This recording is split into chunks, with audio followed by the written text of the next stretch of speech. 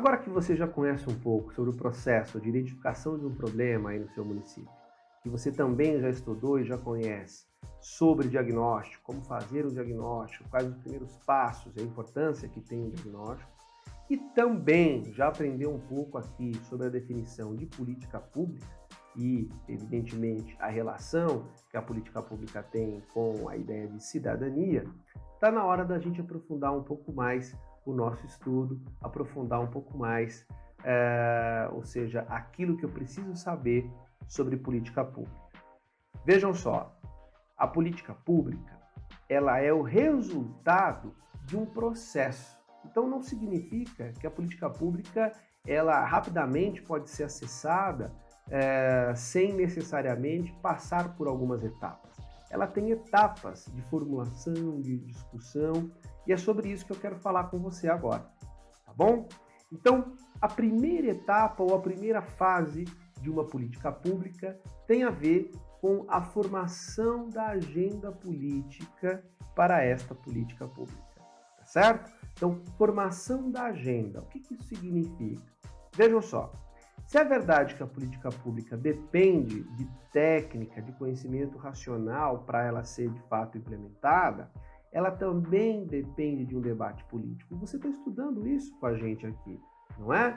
Os últimos vídeos que nós apresentamos, a gente o tempo todo falou sobre, por exemplo, como é bom fortalecer o seu pedido, a sua reivindicação, buscar apoio de outros grupos da sociedade.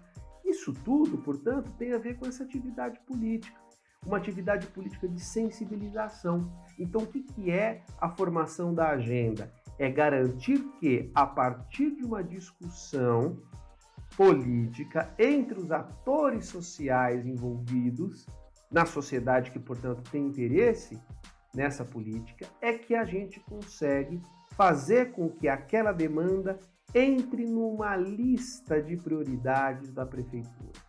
Então, não podemos perder de vista, a formação da agenda política é a formação, a partir de um debate, de uma lista de prioridades para a prefeitura, portanto, executar essa política pública que nós estamos demandando.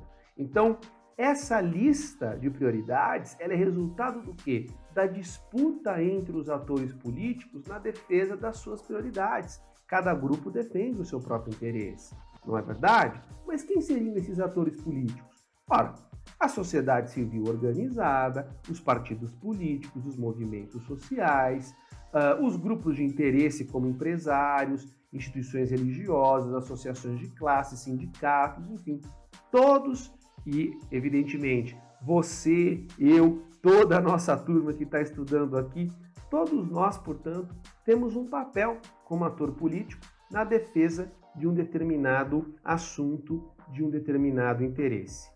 Então, não vamos perder de vista, a formação da agenda decorre do debate entre esses atores e vira, portanto, uma lista de prioridades a serem atendidas.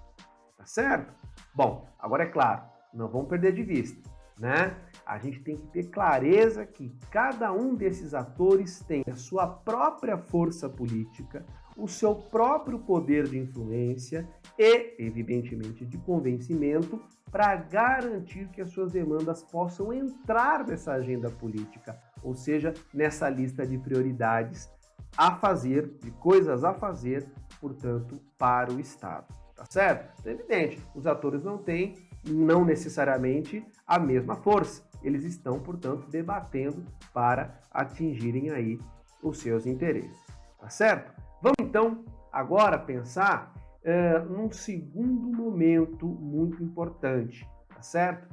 Que, definida a agenda política, definida, portanto, quais serão essas prioridades a serem enfrentadas, é chegada a hora de planejar, de calcular, de fazer aí as estimativas para formularmos a política pública.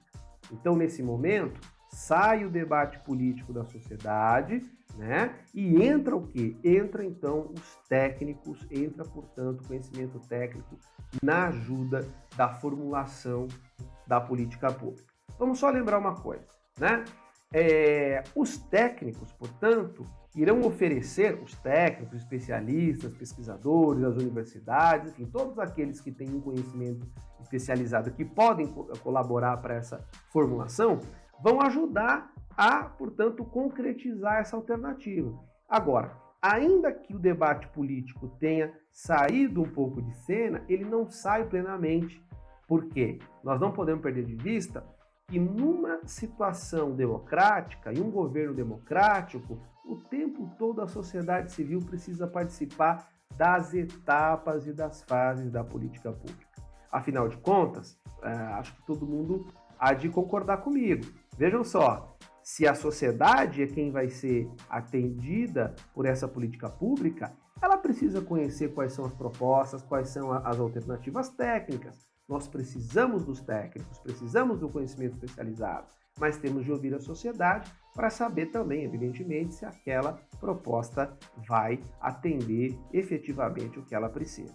Tá certo? Então, o que a gente já viu até aqui? A gente viu que a política pública é composta de fases, a gente viu que a primeira fase é a formação da agenda, que decorre de um debate político e, portanto, a partir daí, dessa disputa entre os atores políticos, nós temos uma lista de prioridades e depois temos o momento da formulação da política pública.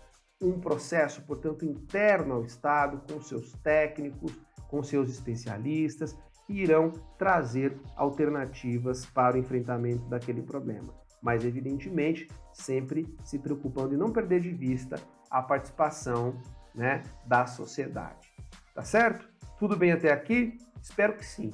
Então, no próximo vídeo, a gente fala sobre as outras fases. Te vejo lá!